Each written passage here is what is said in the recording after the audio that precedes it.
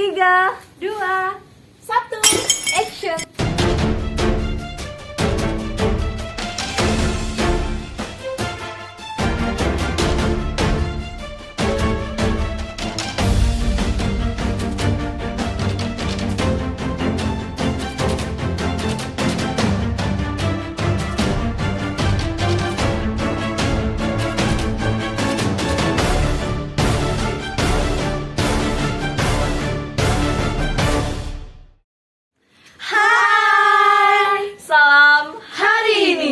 Jadi sesuai judul di bawah, kita akan menjelaskan tentang organisasi buruh.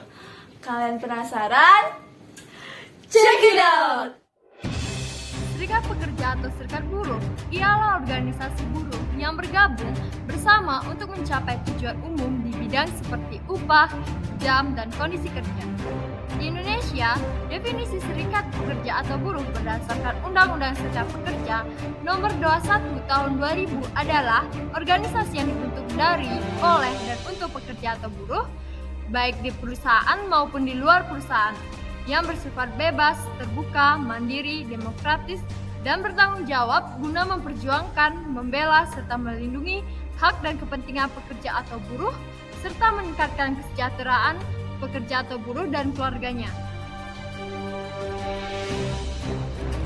Pada tanggal 29 November 1946, didirikannya sebuah organisasi yang bernama SOBSI, atau Sentral Organisasi Buruh Seluruh Indonesia, tempatnya di Jakarta. Merupakan federasi serikat buruh pertama yang muncul setelah Perang Dunia Kedua. SOBSI terlibat aktif dalam revolusi kemerdekaan Indonesia dan merupakan serikat buruh terbesar di negara tersebut selama keberadaannya. Sedangkan pada tanggal 1 Mei diperingati sebagai Hari Buruh Nasional yang bertujuan untuk memperingati perjuangan dan pencapaian bersejarah yang dibuat oleh pekerja dan gerakan buruh. Tugas organisasi buruh. ILO atau International Labour Organization bertujuan untuk memastikan bahwa ia melayani kebutuhan perempuan dan laki-laki yang bekerja dengan menyatukan pemerintah, pengusaha, dan pekerja untuk menetapkan standar ketenagakerjaan, mengembangkan kebijakan, dan menyusun program. ILO juga dapat memajukan kesempatan bagi laki-laki dan perempuan untuk memperoleh pekerjaan yang layak dan produktif dalam kondisi yang merdeka, setara, aman, dan bermartabat. Perkembangan serikat buruh di Indonesia. Peristiwa aksi buruh menjadi kurang muncul pada abad ke-19, disebabkan belum ada organisasi serikat buruh. Ciri serikat buruh ini adalah tidak ada motif ekonomi dalam proses pendiriannya, tidak ada masalah sekitar tahun berdiri serikat-serikat buruh tersebut. Faktor yang mendorong pembentukan mereka adalah pertumbuhan pergerakan buruh di Belanda.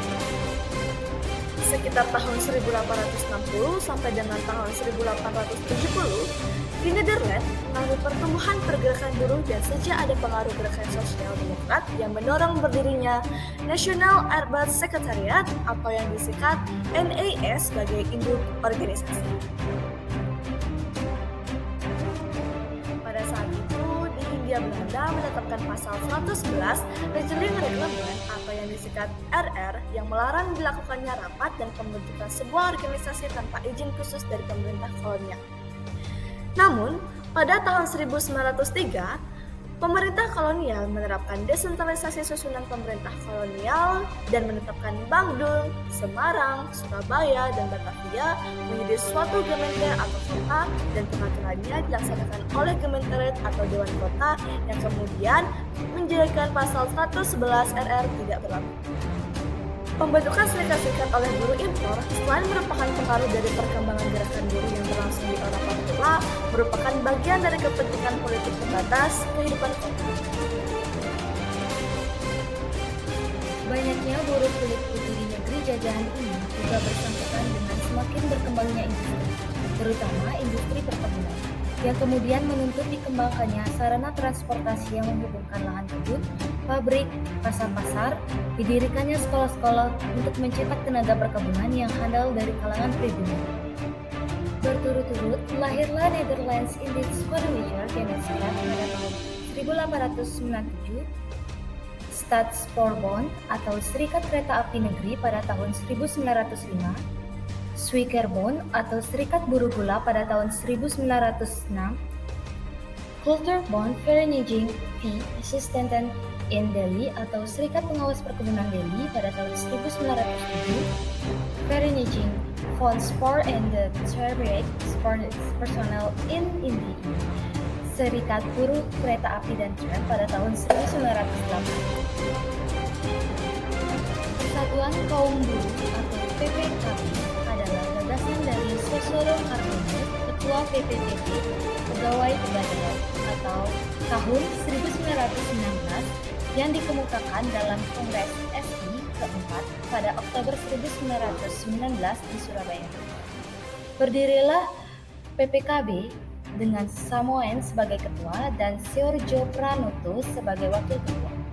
Tujuan dibentuknya PPKB adalah bermaksud untuk mengajak dan mengadakan persatuan antara kaum buruh sederajat sehingga mendapat suatu kekuasaan yang akan dipergunakan untuk kesejahteraan kaum buruh. Cara yang ditempuh PPKB antara lain melakukan sesuatu sehingga kekuasaan pemerintah diperintah oleh rakyat sendiri, mengadakan perdagangan, mengeratkan kaum buruh senasib dan seperjuangan, dan mendirikan koperasi. Pada bulan Juni 1920 diadakan suatu konferensi di Yogyakarta yang kemudian menyebabkan terpecahnya PPKB dan terbentuknya gabungan baru bernama Revolutionary Folk Centrale yang diketuai oleh Samoen. Pemogokan dengan mengandalkan organisasi mulai gencar terjadi tahun 1920-an. Pemogokan yang semakin menjalar tersebut direspon gubernur dengan menerbitkan peraturan baru yang mendukung berupa tulisan atau artikel yang dimuat dalam surat kabar.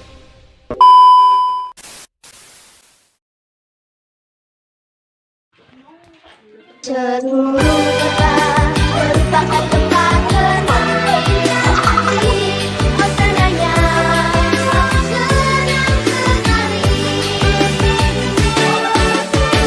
Walau begini, ada di sini berusaha dan kejadian.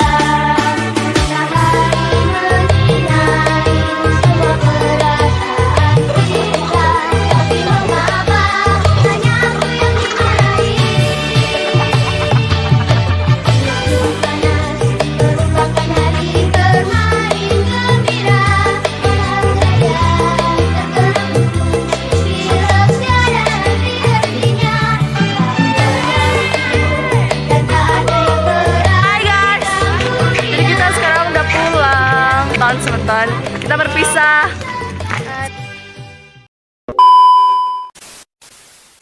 Eits, jangan lupa jajannya kak.